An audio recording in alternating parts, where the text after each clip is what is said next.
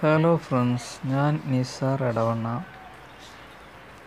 ചെറുതേനീച്ചക്കൂട് നിങ്ങൾക്കെങ്ങനെ risk ഇല്ലാതെ എങ്ങനെ സ്വന്തമാക്കാം എന്നതാണ് ഞാനിന്ന് പറയാൻ പോകുന്നത്.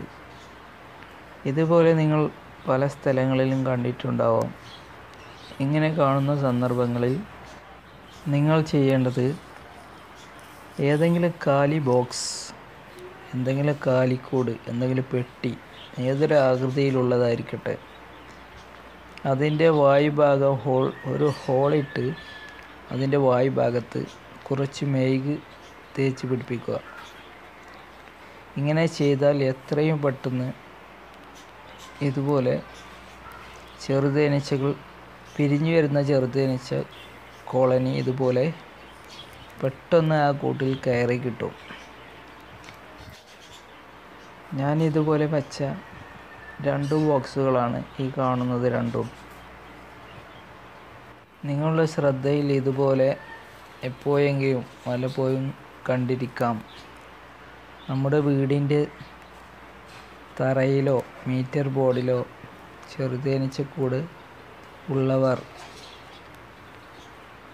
ഇങ്ങനെ കാണപ്പെടുന്ന ദിവസങ്ങളിൽ ഇതുപോലെ എന്തെങ്കിലും ചെടിച്ചട്ടിയോ പ്ലാസ്റ്റിക് കുപ്പിയോ അങ്ങനെയുള്ള എന്തുമാകട്ടെ, അതിൻ്റെ വായുഭാഗത്ത് കുറച്ച് മെഴുക് പുരട്ടി കൊടുത്താൽ എത്രയും പെട്ടെന്ന് 1-2 ദിവസം ഇതുപോലെ തേനീച്ചകളിങ്ങനെ പാറിക്കളിക്കും.